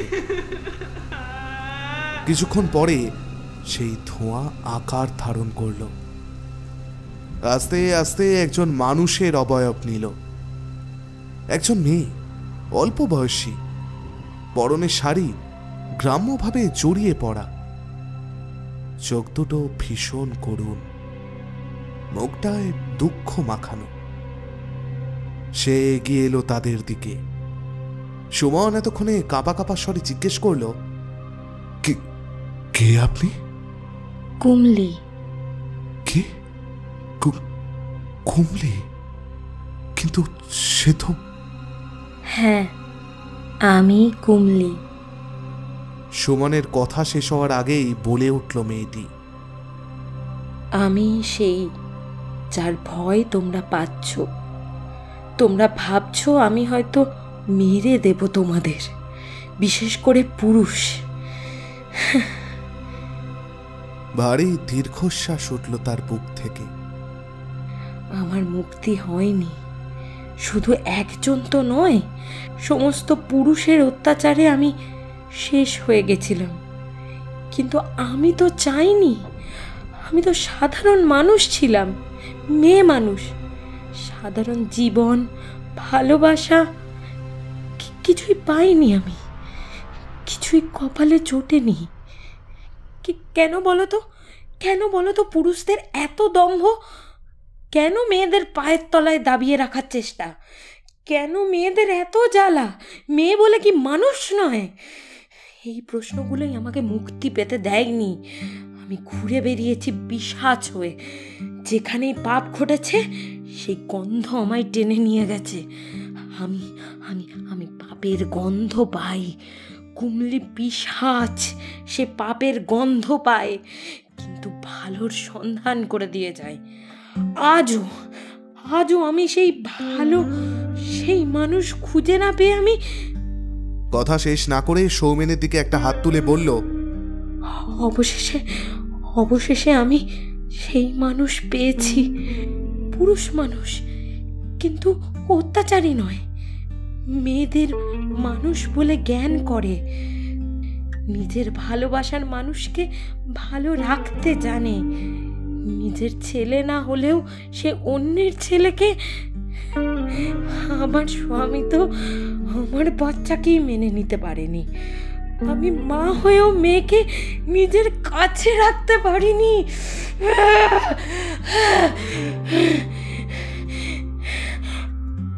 আজ আমার মুক্তি, মুক্তি, মুক্তি। আমার বিনাশ। দেবী, দেবী, আমার রক্ত তোর শরীরে। তুই নিজে হাতে আমাকে শেষ না করলে আমার বিনাশ নেই। ওই যে মেশিন, ওই মেশিন দিয়েই শেষ করতে হবে আমায়। এই আমার জাগতিক শরীর, এই শরীরে আমি বেশিক্ষণ থাকতে পারবো না। এই শরীরেই তোকে শেষ করতে হবে। দেবী, আয় দেবী, হত্যা কর ওলং গ্রামের পিশাচকে, হত্যা কর। দেবীর দিকে চেয়ে বলল কুমলি। এতক্ষণ স্থবির হয়ে শুনছিল সবাই। এইবার দেবী এগিয়ে এলো, তার চোখে জল। তুই চলে যাবে কুমলি? তাহলে এরপর পাপ কে আটকাবে? কে পাপের গন্ধ পাবে? কে বাঁচাবে সবাইকে অত্যাচারের হাত থেকে? তুমি না থাকলে। বলতে বলতে হাউ হাউ করে কেঁদে ফেলল দেবী। শুধু দেবী নয়, সবার চোখেই জল। এখন সবাই জানে কুমলি পিশাচ নয়, সে দেবতা। জঙ্গলের ভেতর থেকে শোনা গেল মেশিনের একটা কর্কশ আওয়াজ। আকাশে তখন মেঘ কেটে যাচ্ছে আস্তে আস্তে। দুর্যোগের রাত কেটে গিয়ে ভোর হচ্ছে। জঙ্গলের ভেতর থেকে ধীর পায়ে বেরিয়ে আসতে দেখা গেল 4 জন মানুষকে। টুটুল ঘুমিয়ে পড়েছিল বোধহয়। জেগে উঠে বসে এদিক ওদিক চাইল। কোথায় সে? একটা বাড়ির উঠোন মনে হচ্ছে। এখানে এলো কি করে সে? বাইরে তো খুব জোরে বৃষ্টি পড়ছে। তার বাবা মাই বা কোথায়? বাবু। পাশ থেকে কারোর একটা ডাক শুনতে পেয়ে ঘুরে তাকালো, আর তাকে দেখে ভয় পেয়ে গেল টুটুল। উঠোনের এক কোণে সিটিয়ে বসে পড়ল লোকটাকে দেখে। ভয় পেও না বাবু, আমি কিছু করব না। তুমি তো পড়ে যাচ্ছিলে খাদে। হ্যাঁ, তুমি তো আমাকে বাঁচালে, কিন্তু কিন্তু তুমি ওখানে কি করে গেলে? তুমি তো। হ্যাঁ, আমি জানি আমি কে। ভয় পেও না, আমি কোনো ক্ষতি করব না তোমার। ওরকম মা বাবার হাত ছেড়ে আর কখনো যাবে না বাবু। যদি কোনো বিপদ হয়, যদি হারিয়ে যাওয়া মানুষরা যে আর ফিরে আসে না। টুটুল জুলু জুলু চোখে লোকটার দিকে তাকিয়েছিল। বলে উঠল, আমি বিপদে পড়লে তুমি আর আসবে না? লোকটা ওর কথা শুনে তাকিয়ে রইল ওর দিকে। তারপর ওর মাথায় হাত বুলিয়ে দিল একবার। টুটুল আর ভয় পাচ্ছে না এখন। সে তার দিকে তাকিয়ে হাসল। লোকটা বলল, না, আমি আর আসবো না, আসতে পারবো না। আমি যে আর চলে যাচ্ছি। চলো, তোমাকে মা বাবার কাছে দিয়ে আসি। ভূমির হাত ধরে লাফাতে লাফাতে আসছে টুটুল। বাচ্চা ছেলের সাথে মাঝে মাঝে পাল্লা দিতে পারছে না ভূমি। হেসে গড়িয়ে যাচ্ছে সে। একটু আসতে বাবু সোনা, আমি কি তোমার মতো বাচ্চা আছি বলো? রাস্তার অন্য পার দিয়ে হেঁটে আসছিল 4 জন। টুটুলকে দেখতে পেয়ে দৌড়ে এলো নির্মলা। কোথায় ছিলিস বাবা? কোথায় চলে গেছিলিস তুই? কাঁদতে কাঁদতে জিজ্ঞাসা করলো সে। টুটুল মাকে অত কাঁদতে দেখে ঘাবড়ে গেছিল প্রথমে। আমতা আমতা করে বলল, আমি তো মানে ওই খরগোশ ধরতে। আমি কি করব? ও তো পালিয়ে পালিয়ে যাচ্ছিল। তুমি ওকে কোথায় পেলে? ভোরতেই আমি তো আপনাদের বাড়ির দিকেই যাচ্ছিলাম সকালের খাবার করে দিতে। তারপর তো আপনারা চলে যাবেন। রাস্তায় দেখলাম বাবু সোনা একা একা হেঁটে হেঁটে আসছে। কখনো না, আমি একা ছিলাম না, আমার সাথে কাকু ছিল। তোমায় দেখতে পেয়ে কাকু চলে গেল। সুমন বসে পড়ল ওর সামনে। কোন কাকু টুটুল? তোমায় কি কেউ ধরে নিয়ে যাচ্ছিল? না না, আমি তো খরগোশ ধরতে গিয়ে খাদে পড়ে যাচ্ছিলাম। কাকুই আমাকে বাঁচিয়েছে। তারপর আমাকে বাড়িতে দিয়ে আসছিল।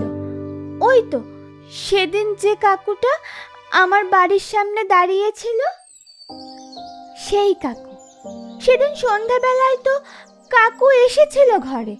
আমি ঘুমোচ্ছিলাম, কিন্তু আমি সব বুঝতে পেরেছিলাম। সুমনের মনে পড়ল লোকটার কথা।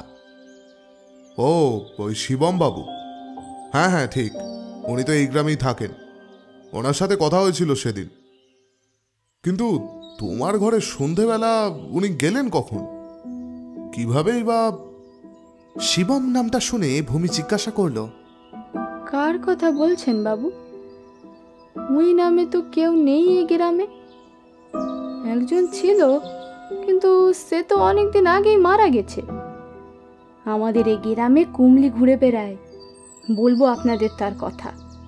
শিবম হ্যাটা করতো তার বউকে খুব। একদিন অকারণে গায়ে হাত তোলে, সেদিনই কুমলি আসে। কুমলি বাঁচতে দেয় না অত্যাচারীদের, তাকে মারতে চায়। একটা মেশিন আছে, সেই সময় ওর বউ রূপা বরকে বাঁচাতে গিয়ে সামনে চলে আসে আর মারা যায়। শিবম একটু জখম হলেও বেঁচে যায়। তার বউয়ের পেটে তখন বাচ্চা ছিল। তাদের হারিয়ে সে লোক কেমন যেন পাগলাটে হয়ে যায়। তারপর একদিন গলায় দড়ি দিয়ে মরে। ও বাদে তো আর শিবম। হ্যাঁ, আমি জানি তো, আমি জানি। কাকু তো মরা মানুষ, প্রথম দিনই তো দেখেছি। আমি তো ভয় পেয়ে গেছিলাম। আমি তো জানতাম মরা মানুষ স্টার হয়ে যায়, কিন্তু কাকু স্টার হলো না কেন? এতদিন হয়নি, তবে আজকে কাকু স্টার হয়ে যাবে। ভয় পাস না, ওই লোকটার বাচ্চা জন্মানোর আগেই মারা গেছিল তো, তাই টুটুলকে দেখেও সেই কথা মনে পড়েছিল। নিজের বাচ্চাকে বাঁচাতে পারেনি, তার আত্মার মুক্তিও ঘটেনি। আমাদের টুটুলকে বাঁচিয়ে আজ তার মুক্তি ঘটেছে। শুনলি না, আজ তার স্টার হওয়ার দিন। চল, আমাদেরও ফিরতে হবে। ওলং গ্রামের রাস্তায় রোদ নেমে এলো, যেন সূর্যের প্রথম আশীর্বাদ। বছর 2 পর ওলং গ্রাম এখন অনেকটাই উন্নত হয়েছে। কারেন্টের অবস্থা আগের মতো আর খারাপ নেই। বাঁকা রাস্তা তৈরি হচ্ছে। রাস্তার কাজে দিনমজুর নিয়েছে অনেক, সেখানে কাজ করছে ভূমি। সারাদিন খুব খাটুনি চায়। এই সন্ধ্যাবেলা আর শরীর চলে না। নিজের ঘরে ঢুকে দেখলো তারপর তারও পায়ের ওপর পা তুলে শুয়ে আছে। এই লোকটা বরাবরের কুঁড়ে, কোনো দিন কাজ করবে না। খেটে পয়সা রোজগার করে নিয়ে আসে ভূমি, আর সে বসে বসে খায়। এমনকি ঘরেরও কোনো কাজ করে না। খাটের উপর ধপ করে বসে পড়ল সে। তারকের দিকে তাকিয়ে বলল, একটু জল দেবে গো, গলাটা শুকিয়ে যাচ্ছে পুরো।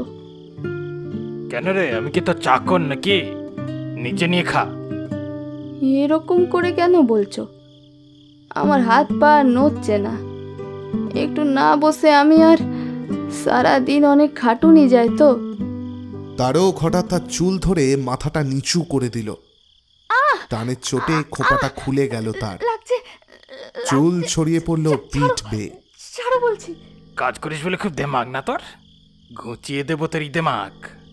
ছাড়বো না, কি করবি কর, ভয় নেই আমার।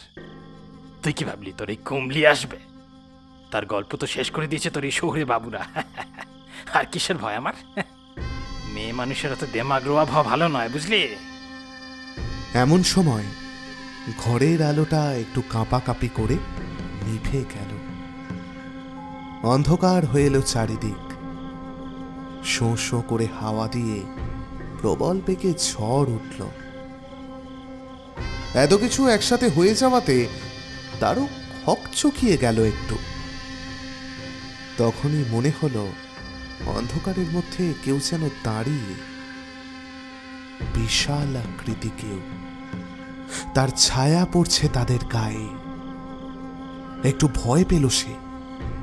কেউটা কেউ নয় বোধ হয়। অন্ধকারে তো কিছুই দেখা যাচ্ছে না, মনের ভুলই হবে। আর তখনই একটা কর কর করে পাশবিক আওয়াজ পেল সে। সেই আওয়াজ আসছে ভূমির কাছ থেকে। চমকে গেল তারক। পকেট থেকে দেশলাই বের করে চালালো একটা। ভয় ভয়ে ডাকলো, ভূমি, ভূমি। আর তখনই ভূমি মুখ তুলে তাকালো। ওকে দেখে আর্তনাদ বেরিয়ে এলো তারকের মুখ দিয়ে। কাকে দেখছে সেটা? ভূমির চোখ দুটো সম্পূর্ণ লাল, মাথাটা একদিকে হেলে, চুলগুলো কাঁধ মাথা পিঠ হয়ে ছড়িয়ে আছে। রাগে ফুঁসছে সে, আর তার মুখ দিয়ে বেরোচ্ছে ওই রকম একটা আওয়াজ। তার হাতে হাতে এটা কি? একটা ড্রিল মেশিন। ঝড় উঠেছে বাইরে ভীষণ। সেই ঝড়ের আওয়াজ ছাপিয়ে শোনা গেল ভূমির গলা।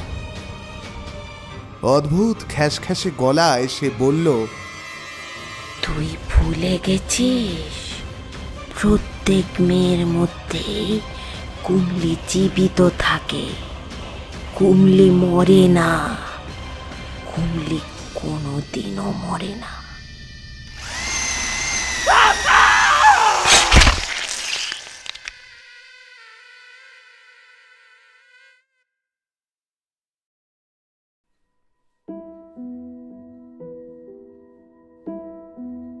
শেষ হলো আমাদের আজকের গল্প, পৌলমী ঘোষের লেখা কুমলি। কিছু অনিবার্য কারণবশত এই গল্পের শেষে আমরা কলাকুশলীদের সঙ্গে পরিচয় করিয়ে দিতে পারলাম না, তার জন্য একান্ত ক্ষমাপ্রার্থী। কিন্তু তাদেরকে আপনারা চিনে নিতে পারেন নিচের ডেসক্রিপশন বক্স থেকে। এই গল্পে আমরা আমাদের পাশে পেয়েছি হররস্কোপ, থ্রিলারল্যান্ড, ফ্রিকি ফ্রাইডে স্টোরিজ ও স্কেয়ারি টেলস চ্যানেল থেকে বেশ কিছু শিল্পীকে। অসংখ্য ধন্যবাদ তাদের আমাদের পাশে থাকার জন্য। ওদের চ্যানেলের লিঙ্ক দেওয়া রইল ডেসক্রিপশন বক্সে। অতি অবশ্যই সাবস্ক্রাইব করতে ভুলবেন না। আর আমাদের সঙ্গে যোগাযোগের মাধ্যমগুলি সম্বন্ধে যাবতীয় তথ্য আপনারা পাবেন নিচের ডেসক্রিপশন বক্সেই।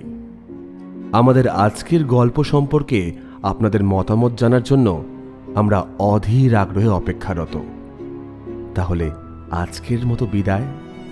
খুব শিগগিরই আরও একটি রোমাঞ্চকর গল্প নিয়ে ফিরে আসবো আমরা। Till then please do care to stay tuned. নমস্কার।